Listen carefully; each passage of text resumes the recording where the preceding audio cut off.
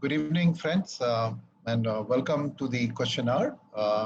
This is a continuing part of our series of Wisecast that you've been doing.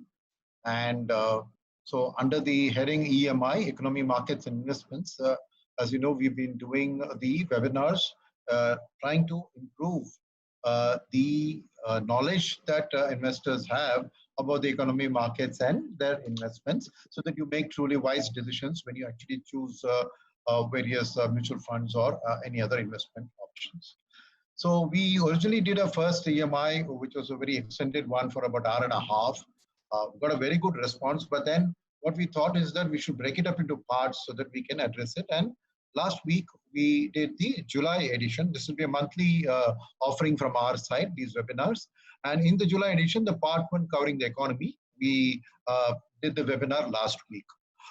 Overwhelming response to that. We've had more than 120,000 views across YouTube, Facebook, and Twitter. And it's from about 300 odd cities. And it's obviously not just an urban phenomenon, lots of smaller towns and all that, phenomenal response. So thank you very much for that. And then we've been inundated with questions on these things, because we want to keep this 45-minute bit very rigid, and so that the people don't allocate too much time to it. But obviously it throws up a lot of questions, and we've been inundated with questions on all the various media, Twitter, Facebook.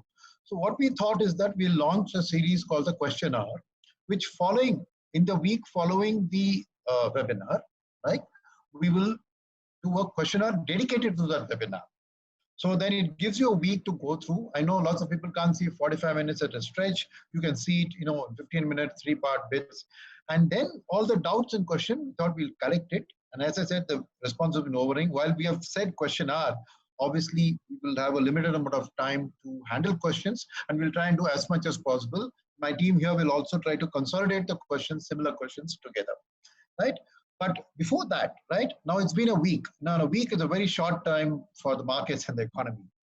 Data comes to us every day, right? So what I thought I'll do to you for the next 15 minutes is to give you a quick highlights package of what we did last week.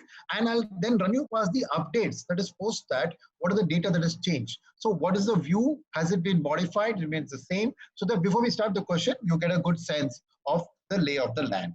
So let's do the highlights of last week's thing first. So first things first, on the economic crisis, right? We compared it to the global financial crisis and said that this time we expect a V-shaped recovery versus a U-shaped recovery. The reasons for that were multiple, laid out in the slide here. The second aspect is the unprecedented global monetary stimulus that's there. As you can see from the spike there, compared to the global financial crisis, multiple times the amount has been pumped in. In addition to that, the rate cuts which have been done are also taken the rates far lower than prevalent during the global financial crisis. So clearly, the governments have been far more serious and far more quick in terms of attacking this problem. And then on the fiscal side, that's the government spending themselves. As you can see, something like 1.5% of GDP versus that 4% of GDP. And the direction of the fiscal spending has been on the supply side, which is another reason for the V-shaped expectations. The medical response, of course, was the lockdown. As we all know, it has been a success world over. And today, the governments were moving towards easing their mobility and resumption of economic activities. Coming to India, the same. The only thing is that our lockdown was longer than the rest of the world and more severe than the rest of the world. So if you see as a proportion of the world, right, this is the data as of yesterday, right?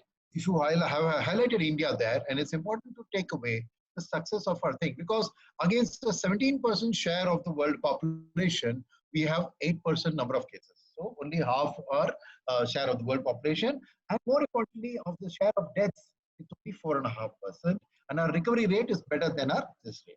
So by and large, you must admit that the lockdown has been a success medically, and not only that, we have succeeded in protecting most of India from the impact of the coronavirus. So the red spots are the containment zones.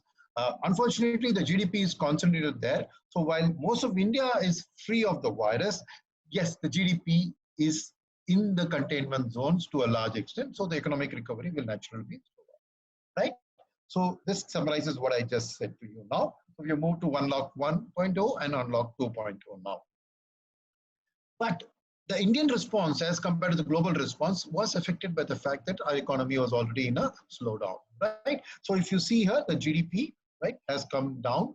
Last quarter, especially, it has come down because on top of an existing slowdown in the economy, we've had the COVID come and take it down further, right? So as a result of fiscal deficit, which you originally thought would be 3.3 for this year, already pre-crisis, it had moved to 4.6.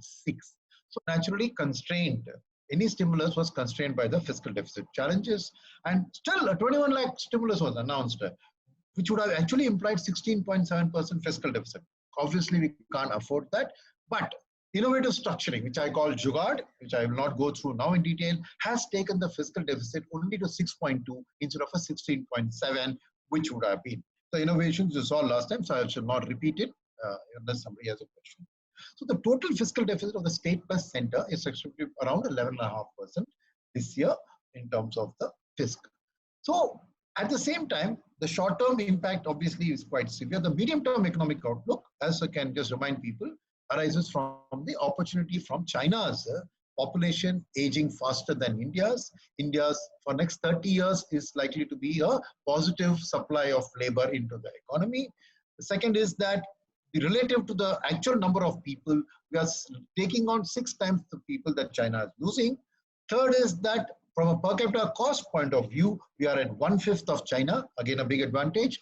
Fourth is on a skill level, with this basic, moderate, advanced we have in all the places. And more importantly, India has made a strong jump in the ease of doing business, EODB rankings. As a result, today we compare very favorably as a destination. So this augurs well for our economy that foreign manufacturing can shift from China mostly into India, right? So FDI is critical for that, for our economy to grow, because we don't have the capital. Our fiscal deficit is already high, so the government's fiscal ability to spend is low, right? Number one. So fiscal FDI flows have been rising. We account for 3.3% of the world. We are ranked 9th in the world. Government has been taking further initiatives. What? Corporate tax cut for new companies to 17%, equal to the best in the world. Plus sovereign wealth funds, pension funds, further their dividend distribution tax has been removed, and any tax on interest also is away for SWF. Third is the fact that India has got a stable currency. That's very positive for our country, because any FDI, FII flows come in, they don't like currency volatility. We have $500 billion of reserves, and the long-term rate of depreciation of any country is decided by the interest rate differential, which has roughly been 5%. So that much is expected by foreigners as long as we 6 was our depreciation. But because of that, we don't expect a great depreciation. So in returning to growth for India, we believe that though this year we'll see a 4.2 negative GDP growth, we think that next year itself a positive double-digit growth on a low base is eminently possible. So that was the highlights. Let me just quickly take you through what are the updates. I showed certain slides. They have now updated them for data later. And here I will tell you that green shoots, which are in the various countries. We've talked about American consumer sentiment. As you can clearly see the V-shaped up there. You can see restaurant bookings coming up there. You can see the US real personal consumption expenditure and the unemployment rate. Unemployment rate is coming down. So both again positive. And household debt to GDP of America, which was 97% in the previous crisis, is only 74%. So American consumers have room to borrow, grow the consumption basket, right? So the Baltic Dry Index, right, is another indicator.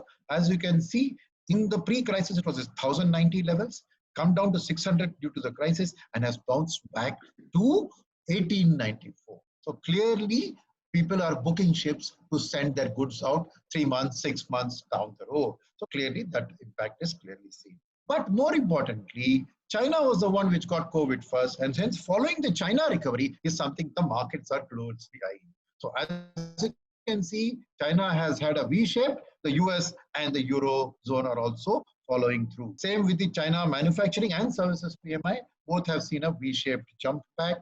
Infrastructure and CapEx are actually leading the growth in China.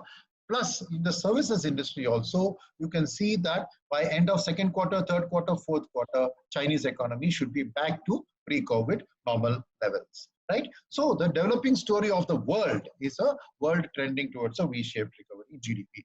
Come to focus on India, we said that India is comparatively more successful, but there is one thing which we need to remember, that most recently, this was the slide I put up last time, and this is the difference. As you can see, in just this 1 week, India has added 216,516 new cases. And our share of the world thing has gone up to 1.9%. So while we did a very good controlling of the medical crisis initially during the lockdown, as unlock 1 and unlock 2 are opening, that is itself spreading the virus. So to some extent, we have to be cautious on the economic recovery. That's what I want to show you here, that actually the unlock is coming with an increase in number of cases, but we are still better off compared to the rest of the world. But from our economy recovery perspective, the opening up, it's something the other experienced countries also experience. So COVID's trajectory is important for us to follow. So as you can see, case flattening inside with number of days per double. We should track this recovery and death rates with a 14-day lag, right? So can you see recovery days going up? So these are the things we should continuously track to make sure that the fresh cases don't come and affect the economy too deeply, right? So this is where the unlock phases has come through. The other thing which, there is a question here, so I thought I would actually include the slide. People have asked me, the Atmanirbhar package, how far is it? So as a part of my reply to the question, I want to leave this slide here. So the 3 lakh crore of collateral-free loans for MSMEs, you can see 1.2 lakh crore has been sanctioned and 62,000 crore has been disbursed. 45,000 crore partial guarantee scheme, you'll see 31% of that has been approved and another 13% is the process of approval. So you can see in each one of these, right, there is progress happening on all the Atmanirbhar program. So that's one answer to one of the questions which came up, right? And the other growth part is, you saw that most of rural India is not impacted. So the Kharif swing has jumped. An early monsoon, fertilizer consumption has gone up. That's good news. Job demand is good news. Unemployment has gone back to pre-COVID levels. That's good news. All of these slides have updated further data to show you that the graph trend remains the same. You saw the number of business arrangement was at 70.5, slight drop to 69.2. And traffic congestion, again, the same story. Daily registration of motor vehicles, same story. Power generation, the same story. Household work, we already saw this slide. And these are some short frequency indicators. If there are specific questions around these indicators, we can come back. Otherwise, it's a very complex slide for you to see. E-way bill generation date, 7th to 13th July. So we have done it. It's again, you're showing slight flattening, right? Electronic toll collection. It had sharply gone up and then now is flattening. So that's the message I want to give you, right? Jeffries TV's ad index. Again, a sharp bounce back, but then a leveling and a flattening. And manufacturing PMIs rebound, right? So from that point of view, we also saw that exports were normalizing faster than imports, as a result of which our current account has turned into surplus, which is good news from a fiscal deficit perspective. So on the economy itself, this is the World Bank's projections. They stick to that. So as you can see, India in the middle, 4.5% GDP down, and next year they're expecting a 6% GDP up. These are calendar year numbers. I'm showing a 10% because the 3 more months which you add will make a sharp difference to the GDP. So on the fiscal deficit, because ultimately we have to remember that India's fiscal deficit is a key part of our economic growth. The center plus state fiscal deficit, we expect it from the 11.5%, 12% to come down to 8.5%. So that's one important thing to remember, is the improvement in that. India has done a lot of structural reforms which are listed out here, and hence we don't expect India to get a meaningful downgrade. So we think by and large that should be protected. So with that, I think I've done with the updates that I wanted to give you. So I'm now happy to invite my team to start off with the question and answer session. Thank you, Sunil. Here's the first question. This is from Deepa. For the current spike in the market, what are the points we need to be cautious about? What is the ideal communication to clients?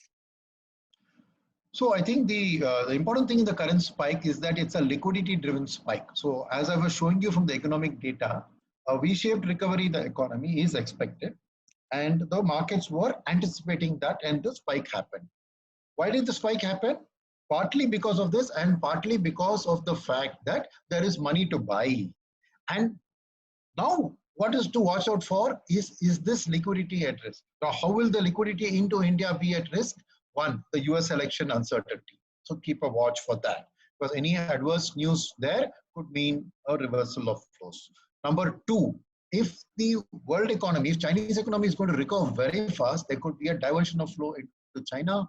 And if the developed economies are recovering faster, there could be more money chasing their own home markets. Number two. Number three is this immediate V-shaped recovery that you see. And as you can see in certain economic indicators, it is showing a flattening. So there is obviously a pent-up demand which leads to a jump up, but you can't expect that the same rate of growth will retain. So there will be a flattening, and the markets will also recognize that.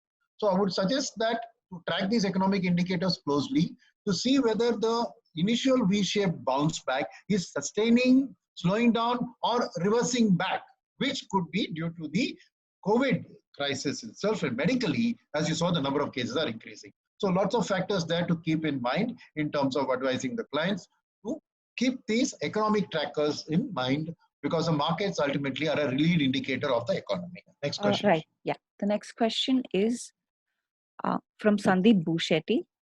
In India, it looks like stock-specific rally in the market. Do you think about a broad-based rally in the coming time of markets?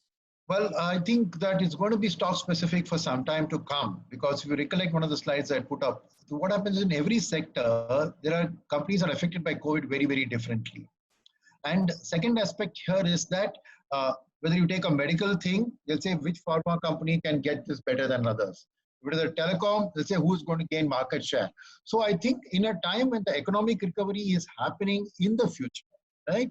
Only when the reality of the economic recovery is broad-based will your stock picking be broad-based. Right now, fund managers, whether they're FII fund managers or domestic fund managers, are trying to find the winners who will, A, not go insolvent in this downturn, and two, be able to survive and grow in the upturn. You can't say that now today that all companies will grow. So I think a broad-based rally is going to take some time to come.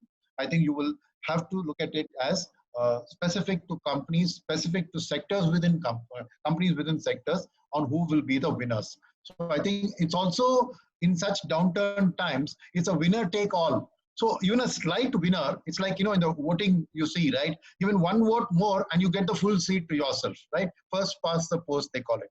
So the winners will get an extra share of money. So the polarization of the market, I suspect, will continue for some time to come. Our next question is, do you still believe there will be a V-shaped recovery? So, like I just said, I see signs of the economic recovery flattening out, right? Now, if that flattening out is followed by a fresh recovery, you will largely get a V-ish look. But if the crisis, the medical crisis spins out of control, like I said, already we are at now 8%, we were at 6.2 a week ago, sometime back we were at 4%. So 17% is the share of the world population. So we are approaching half of that now.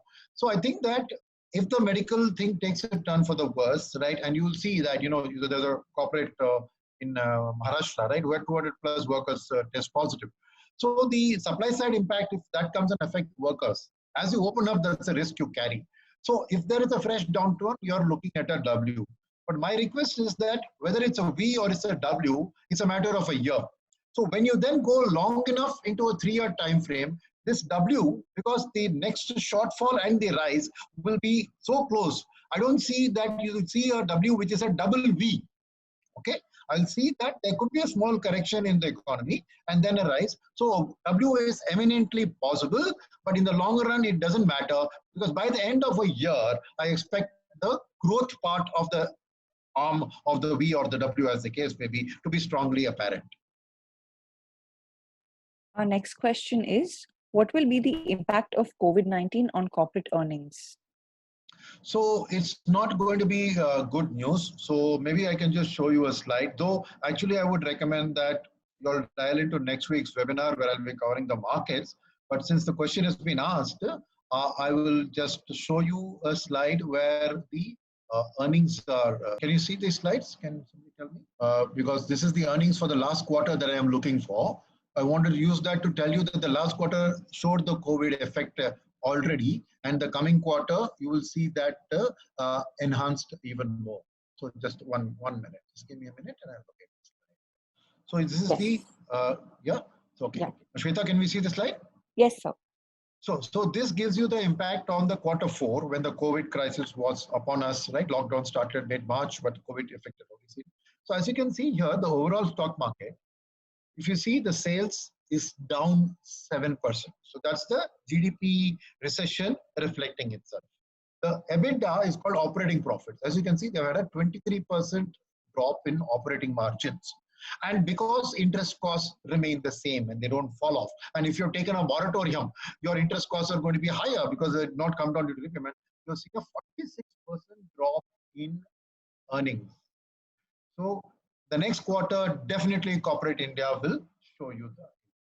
So I think, yes, corporate earnings will be showing the impact. But on a markets related, I'll address this next week. The markets to some extent have discounted the expected negative growth this quarter. So only a surprise, which is more surprising than the expectation, will be a bad news for the market. Any earnings reported which is less bad news than expected will actually see a positive bounce back.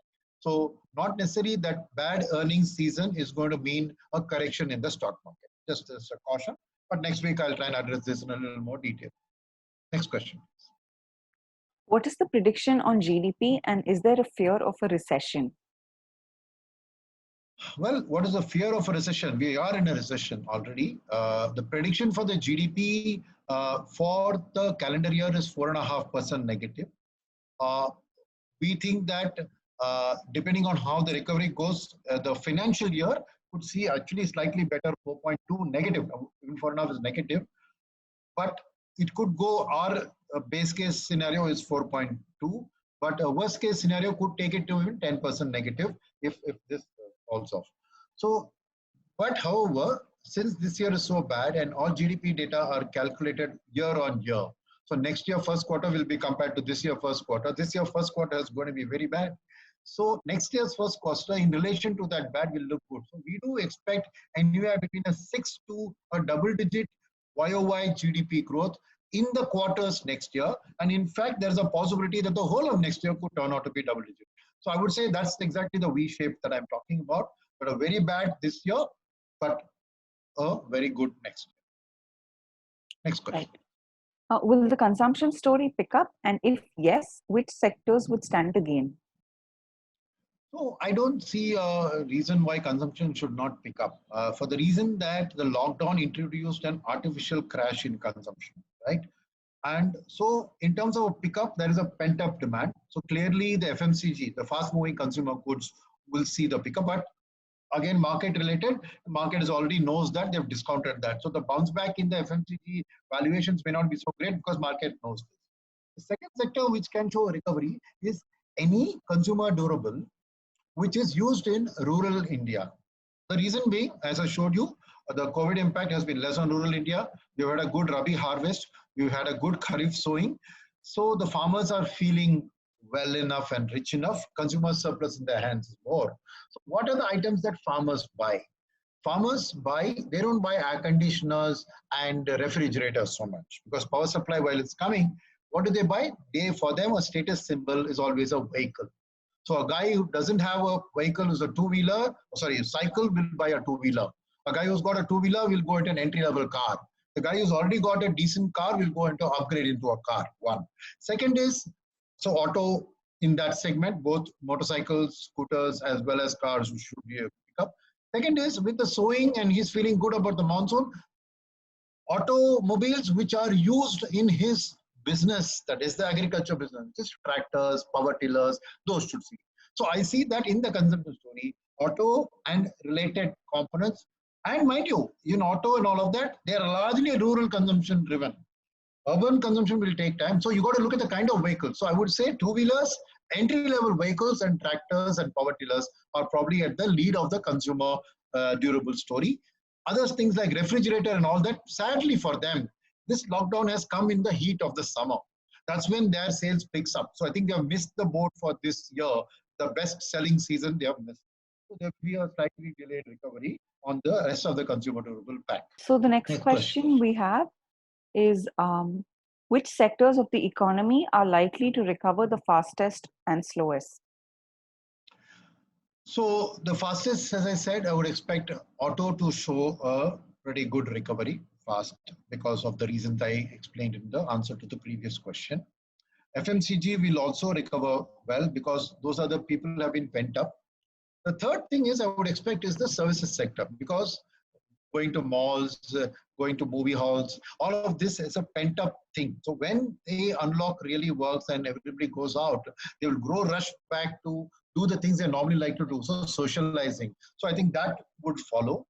What are the slowest sectors to follow? And here the banking and financial services. So banking financial services comprises banks, NBFCs, insurance companies, wealth management companies, and asset management companies.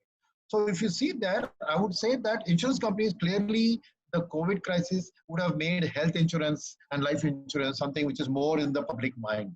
But definitely their future looks good in terms of recovery. Banks and NBFCs, there will be polarization. I think the good quality banks and the good quality NBFCs will recover well ahead of the poorer quality ones, because poorer quality ones will find it to see through this phase. So you would actually see a very polarized BFSI space of some very good and some very bad. So I would say as a sector, it's probably in the middle. But if you do your picking of the right kind of companies there, right, which is what mutual funds are trying to do, you would actually see a very good recovery in that sector. The sector which will be difficult to recover, I would say, will be the capital goods, the industrials, the cyclical sector, because clearly capacity utilization in the economy, which reached a high of 77% before our slowdown started, has now gone back to below 2004 levels of 69%. So there is adequate capacity in the economy to cater to any bounce back in the consumption demand of any products. So fresh capex cycle will take time to happen because what has to happen? One is the capacity utilization must improve first due to consumption. Second is we should get all our act on getting the business to China in order for a foreigner to come and set up a factory here so that then capital goods supplied to the factory can improve. I would give that at least a year to 18 months. So the economic recovery of those cyclical capital goods sector would be a bit delayed. But then the market, once it gets a wind that it's definitely going to happen, would go up well before that. So I would be cautious as to taking these economic data and applying that into the market sectors. Right? I cover more of this in the next part 2 session. Next question. We have another one on consumption. Because of frequent lockdowns, is the term story of consumption over for now? I don't tend to agree with that because I think the lockdown has created an artificial consumption drop, right? It's not that people didn't want to spend or they didn't have the money to spend. They had the money to spend. I'm talking about upper middle class. Yes, the lower middle class, there are people who have lost jobs, people who have not got salaries. There is some impact on consumer services at the lower middle class and the poorer sections. But at the upper middle class and above, they've had the money, they are willing to buy, but the lockdown has forced them because they really can't go and do a proper decision. So I would not agree that the term story of consumption has come down. What I would say is that the amount of people we expected to go up from the base level of consumption to higher levels, that story has got delayed, right? The premiumization of the economy. But at the same time, at the premium end, people have had lots of time to think that they'll be ready to act when the lockdown is lifted. So I would say a sharp V bounce back and then a slow flattening, which we saw. The consumption long-term story has not got impaired by the repeated lockdowns. I don't think so. Next question. All right. Which fund to suggest for a 5-year SIP, as in a fund mix for an aggressive, moderate, and low-risk investor? So I would request you to be patient for just one more week with me because this is more about the economy that I talked about. I'll talk to you in detail about the markets. I think the following Wednesday, I think we plan the next session. So request you to be patient, and then the following week after that, we'll have a questionnaire on that. So any questions you have on that, I will be happy to address them. So I'd request you to just be patient for just about a week. All right. Next question. So the next question, what is your outlook on oil prices? Well, I think that the world is clearly from the World Bank, IMF GDP growth, the world is clearly in for a recession and this year. So clearly oil demand, energy demand will be less. So oil prices. What can counter that? Two things can counter that. One is an artificial cut in production by the OPEC countries, right? What is a counter to that is that today US and Russia are both wanting to pump more oil because they want to keep oil inflation low at their end. There's a US election running up. And so from that perspective, I think oil supply will be compensated by US, Saudi Arabia, which is also generally following US dictates. So I would say that oil prices will continue to remain soft. The other counter to when oil prices can rise, if China shows a very sharp V-shaped recovery, China is one of the largest energy consumers in the world. So I think that could trigger a little bit of a rise. But our sense of the whole situation is that we think that oil prices are today very low, right? We don't think that this is sustainable. So I see a medium-term trend of oil at $45 to $50. That's the basis on which our fund allocation is done. So I think at $45 to $50, the cushion, the good thing is that it's a good middle ground to also adopt from any strategy perspective, because if it stays at 30, the wrong hit is $15. If it goes to 75, the wrong hit is $15 to $20. So if you stay at a $45 to $50, we find it's a reasonable thing, which can't sway the decision making based on that price go too wrong. All right. Thank you, Sunil. The next question is, please throw light on the pharma sector as we are the biggest importer of API from China. As the current scenario, the world is against China and India is also running boycott China campaigns. Yes, India is the largest importer of API, but at the same time, the demand for any COVID vaccine or drug will have to be made in India. And it's not necessarily true that that vaccine or that API is going to be from China. It could be from anywhere in the world, right? Because it depends on where the discovery happens. So I think that the outlook for the pharma sector, I would say, is still good. And it's not just pharma. If you look at it, it's a healthcare sector. So I would add the fact that diagnostics, people are now much more going to be the testing, the antibody testing. So I think diagnostic labs are going to be a good bet. Hospitals are going to be a good bet. So I think the overall pharma story, thanks to COVID, has taken a turn for the positive. But longer term, bear in mind that once the COVID-related matter is over, whatever, 12, 18 months from now, pharma itself, as a very drugs are sensitive in terms of both price and FDA regulations and all of that. So I would again say that it's a cautious sector. For the next 12 to 18 months, it's a good sector to look at. But over a 3 to 5 year period, one has to always constantly revisit this sector. The next question, sir, is what are your views on COVID? How long will COVID be here in all countries? 1 year, 2 years or more? Well, from what I read about it is that I have a very different take on this, right? So if you see the Spanish flu or if you see the SARS crisis, right? They went away very fast because something called herd immunity developed. And so they the immunity spread to a larger part of the population. So fresh Spanish flu didn't come in effect. So it was a very severe initial impact, lasted for a few months and then disappeared, right? But unfortunately, because we are now smarter, we are more humanitarian concerned, we have far more technology available, we have chosen, and because we give value to the economy, we have chosen to do this lockdown.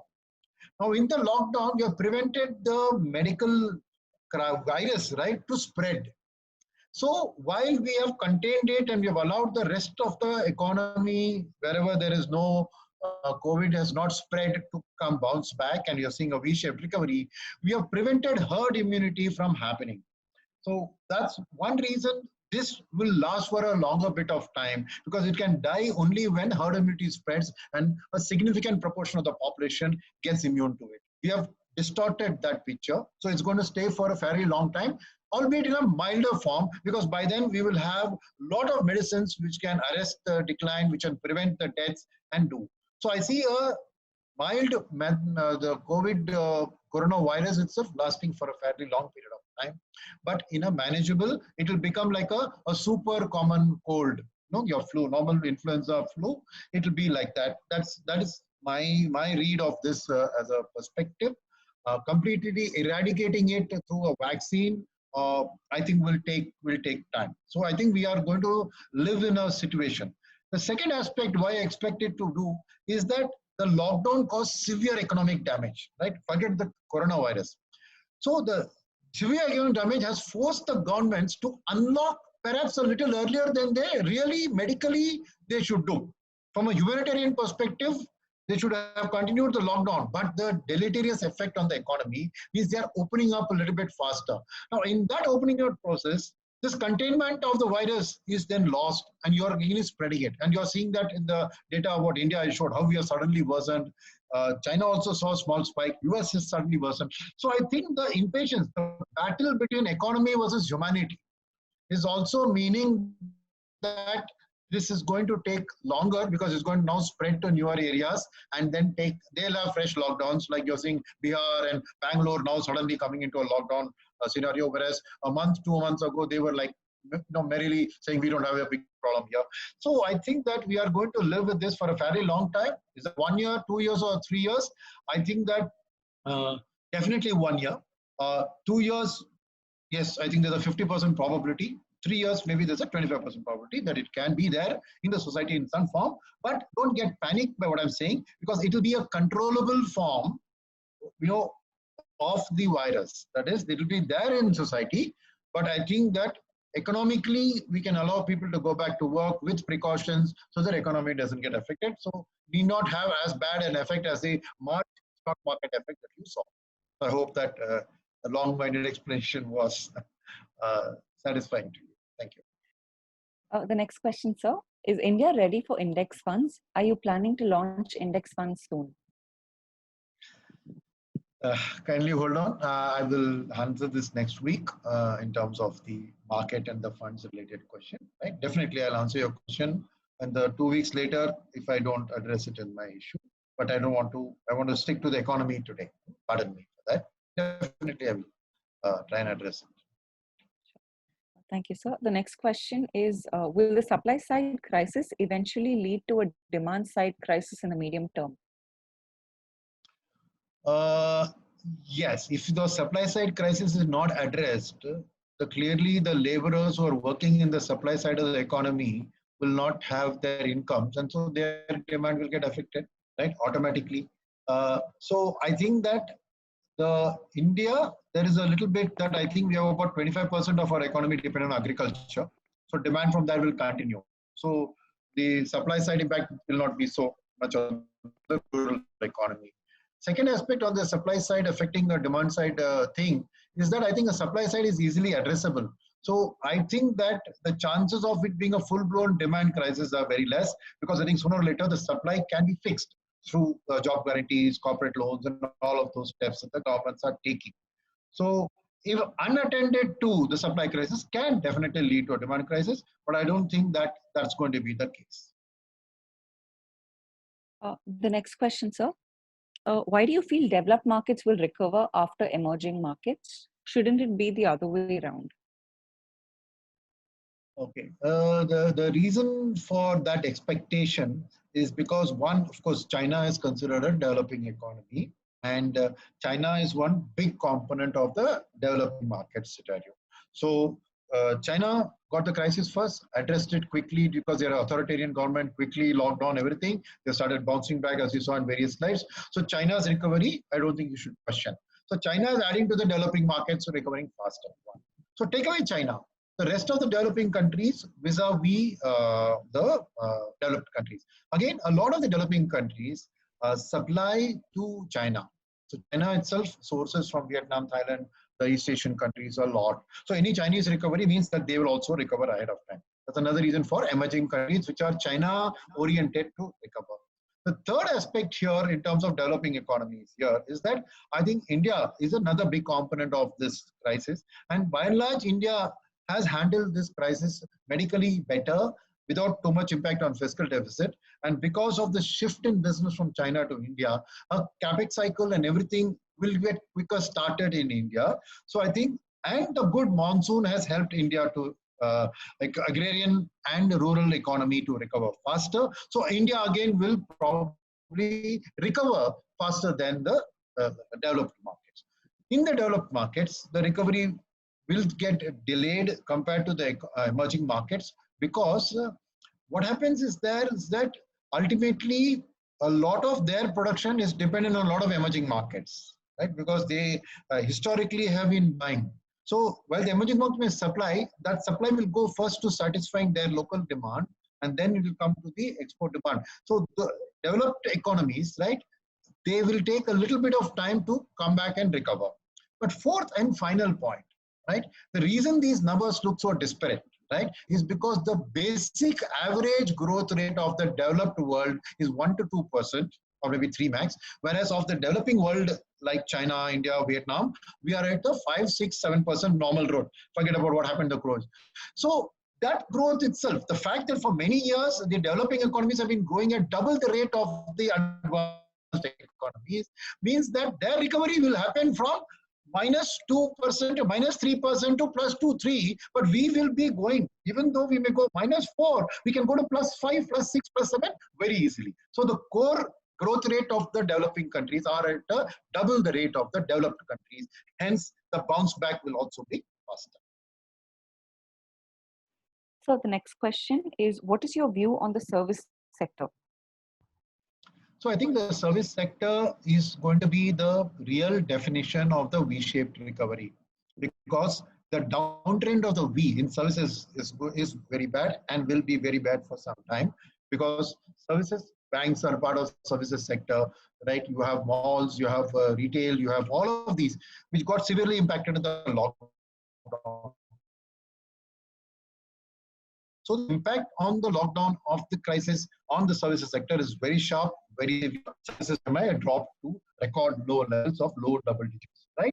Recovery will take time, right? Because lockdown has to open up, and only those sectors can services hiring and utilization take place, right?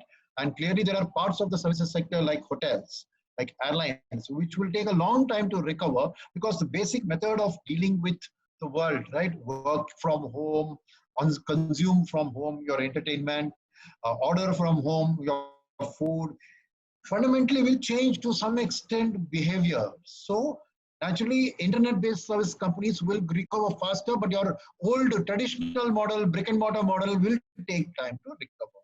So, but once this crisis is behind us, the services sector, the pent-up demand will show a very sharp. So I expect the services sector to roughly show a W-shaped recovery, because like I said, immediate bounce back in certain sectors will be there. Then as the lockdown opens up, unlock opens up, there will be some amount of correction and then a sharp rise. So I would say that in a slightly longer term time frame, services sector will actually outperform because of the sheer bounce back. But in the short run, it is definitely more affected. As you said, manufacturing PMI has bounced back faster than the services PMI. Our next question, sir. What is the optimum exposure one should have in foreign securities? How long do you think the Fed can continue to provide liquidity in the global market?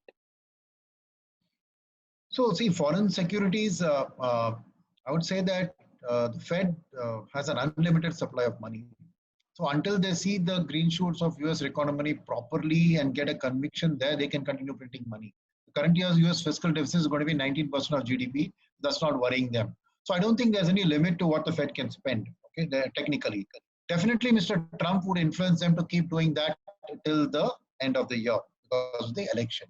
So I see that next year, post-election, depending on how they recover from COVID, whether Mr. Trump or Mr. Biden comes to power, and this will decide the future course of action. So from a foreign securities perspective, right, bear in mind that if you have a 3 to 5 year perspective, the rupee depreciation would come to your help, because rupee over a long term has a 5% depreciation. That's straight away something that you will get a benefit over the longer run. In fact, last 1 year, it's actually depreciated 9%.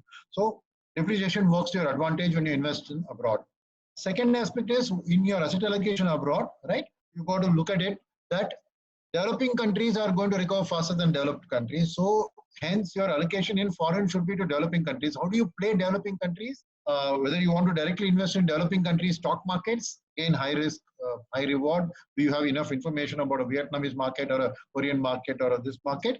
So using mutual funds which have exposure to diverse geographies in international, so that you get the benefit of the dollar, the rupee depreciation there, plus the growth of the emerging countries apart from India. Indian growth, you're going to participate through your Indian investments in any way, right?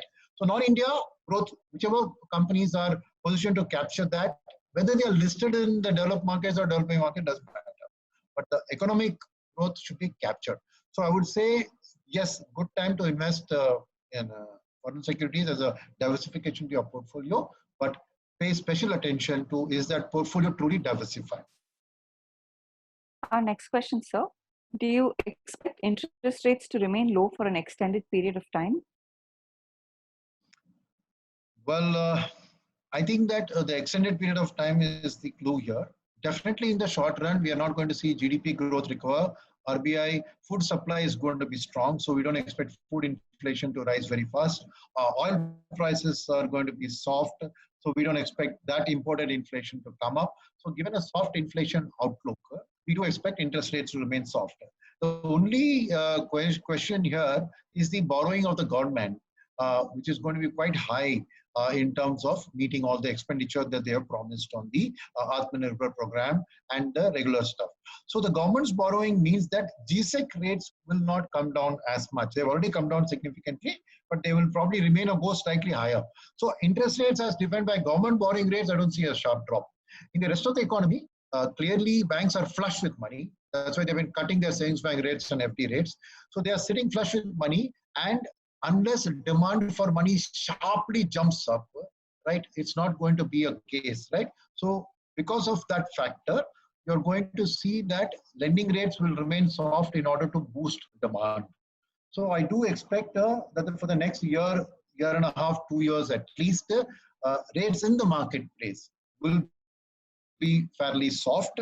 In fact, the commercial paper and other debt security market are already showing that, and top corporates are able to borrow 90-day paper at 3% and 4% easily. So I think reasonably soft market economy rates are in the anvil for at least about a year to 2 years. I don't see a problem. After that, you have to see whether next year's monsoon is going to be great and whether Indian GDP grows, in which case the growth inflation trade-off might lead to RBI wanting to hike the rates. But for the next year or two, I do see a softer interest rate regime. Our next question, sir, is from Abhijit Parekh. Regarding fund performance, our small cap fund lags performance by a heavy margin. I think we can avoid the questions on the market and the fund performance. Sure, sir. From this thing, right? I think if you see any such questions, you keep them parked. We can handle it in the next question hour on the next part. So you can straight away at your end look at it. Let's pick the economy. Sure. Okay. The next question then, why do you feel lower corporate tax rates will attract more FDIs? What's the connection? Well, it's a straightforward, right? Of FDI is foreign direct investment, right? It's that money which comes in to set up a factory or a shop or anything here. Now, how does that money comes in dollars or in euros or whatever, how will he take back his money? From the profits that this company makes. How will he take it back? By either he will list it in the stock market here, and so he will offload his shares and take the money back, or he will take the dividends from the annual earnings of that company, right? Now, if the tax rates are low, so he sits down and does a 10-year projection, right? Anybody putting in 1,000 crores into India will say over 10 years, 100 crores a year, if I take out, I'll get my money back, correct? So if you're going to tax it, that's going to limit the amount that he can take back. End of the day, it's a net present value of his investments. Whether he does it in Vietnam, does it in China, does it in India, the relative tax rate means that that's the money that he can earn back from the capital, because he will be borrowing that money from a banker overseas and he has to repay that. So the tax clearly is a very, very important factor, because the NPV, that is the payback period of his project, will come down because of the lower tax rate. So I think it's probably one of the most critical factors that a foreigner looks at. And in fact, just cutting the tax rate did not serve the purpose. Feedback came from the potential FDI people to the government that you are given a lower tax rate, but you're taxing my dividends because that's the only route through which I can take my money back. So the government, in fact, in the budget which followed the tax cut, they immediately waived dividend distribution tax. So clearly, in all of the things, right, everybody, whether it's a foreigner or an Indian, looks at tax as an unnecessary expenditure and he feels, why should I give it away to the government? So any easing there is definitely a huge and big positive boost for a foreign investor. And I would do not underestimate the power of that. And I'll tell you one of the reasons India's manufacturing cycle did not take off from a make in India and export out of India perspective is because since 1997, we are the only country of all the emerging countries which kept its tax rate at 35 to 40%. All our competitors had brought it down substantially to the 20% levels. That's why we took the step of making it 17%. So believe me, this is probably the single most important step in attracting long-term money into our economy. The next question, sir. COVID-19 appears to have pushed more companies into making relocating decisions from China. How do you think India will benefit from these, and how soon do you expect we'll see these benefits? India will definitely benefit, but I must tell you that we are not fully ready to take that money. I mentioned corporate tax cuts, very positive. Ease of doing business improvement, very big positive. A lot of reforms the government has done, very big positive. But we are still not there fully as somebody who can take it because labor reforms, land reforms, and infrastructure are still lagging behind some of the other competitors. So a recent study said that roughly about $450 billion of exports has the potential to move out of China. And India is slated to get about 15% of it at about $69, $70 billion. Vietnam is expected to get 15% of that. So clearly, while India has a chance to get it, I would say other countries like Vietnam are today in a better position. So over the next year, year and a half, Vietnam will continue to be getting more of it than India. In the next year, year and a half, India has to do more reforms, has to get the labor land reforms all in order and get it properly done so that we can then benefit. So I would say give it 12 to 18 months for us to really see a revolution in terms of a big shift into India from China. That's number one. Number two is that where will it happen earlier, later? I think electronics is where it will happen first because there you don't need too much land. Most electronic components need air-conditioned multi-story buildings and you have good technically skilled engineers in India. So electronics is one space where I would say that we would probably be number of, already you are seeing Apple and Samsung have shifted key facilities out there. And recently you saw Foxconn, which is a key supplier to Apple, is going to invest $1 billion in capacity in India. So electronics, I would say India would be the number one to grab it, along with Taiwan, because Taiwan is also a leader in electronics. But the rest of the businesses, hardcore heavy industries and all of that, I would say give it 18 months time for the government to get its act in order. Right. The next question, sir, is what instruments, fiscal or monetary, should be additionally introduced to stimulate economic growth? So I think that one of the key things here is Reserve Bank of India, while it's announced liquidity measures to banks and things, they are not directly buying Government of India debt. When the Fed announces a monetary stimulus, they're actually buying Government of India debt. So what happens is that money directly goes there to do. But in India, the RBI has still not has hesitated to directly buy government bonds, right? I think that's an instrument which I would expect or would be used in the coming days because that's the best way to manage the fiscal and that's one instrument. The other instrument which we have desisted from doing is for the automobile sector, something that the US did in the previous cycle, which is called cash for clunkers. That is older vehicles. The best way to boost it is to kill older vehicles and say the government will actually buy older vehicles or they'll give you a cash in hand if you trade your old vehicle for a new vehicle. So that's again another fiscal decision which can give a boost to automobile manufacturing and all of the related industries. The US did that very well previously and that's good. The third, again, not an instrument, but I think that the government has to allocate money to bank recapitalization because while you're given a moratorium of 3 months and another 3 months and maybe another 3 months, you're kicked that NPA bucket down the road. You've postponed the day of crisis and day of reckoning. Ultimately, the banks have to recognize the NPAs from certain companies which go bust. At that stage, the recapitalization of the banks. So the government needs the money to recapitalize the public sector banks in a big way. So that's another measure. I would not call it an instrument, but another measure, another next budget, I would say an allocation to bank recapitalization is a key need. The fourth thing is that if the lockdown unlock is leading to more crisis and then more problems, the government has stayed away from direct revenue expenditure like NREGA. They did 40,000 crores, I know, but the cry and the demand was for more. They have announced food grain supply for till November, right? But I think if the crisis lasts for longer, the government may not have a choice but to put more cash in the hands of the people. So direct cash transfers, much as rating agencies may not like it, maybe there may be no choice to the government but to announce a fresh set of cash-based transfers to help the poor segment of the economy. But instrument-wise, I think there is nothing much more. I think more or less the guarantees was a good instrument that they used, and they can enhance the usage of guarantees by announcing guarantees for loans to a much wider set of sectors.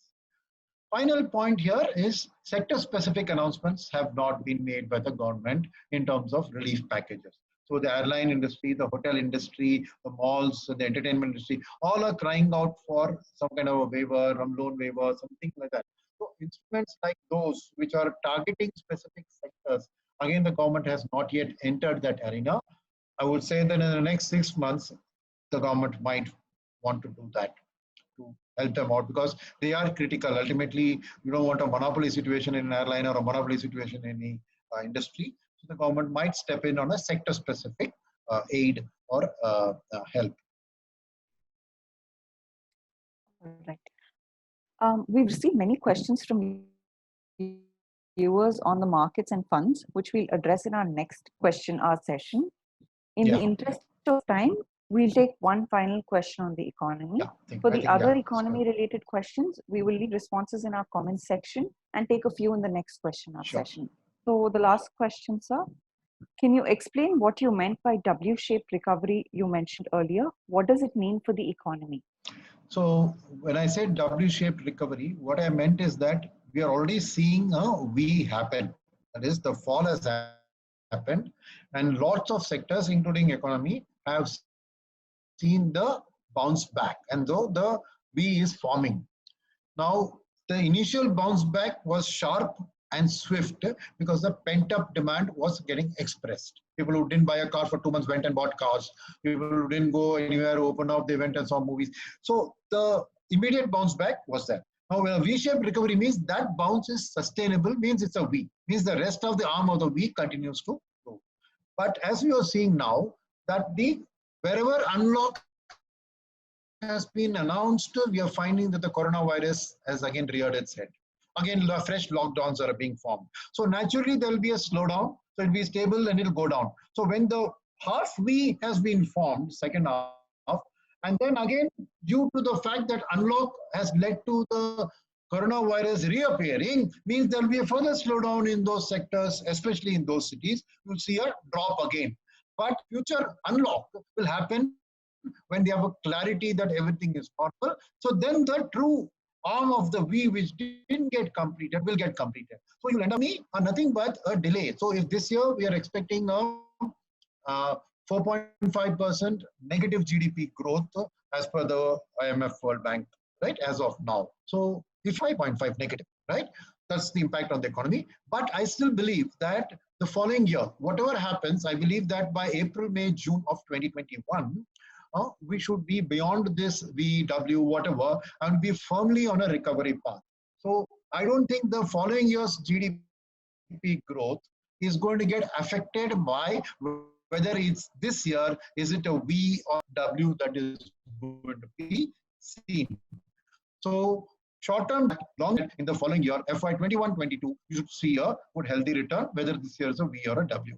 I hope that answers your question. Thank you.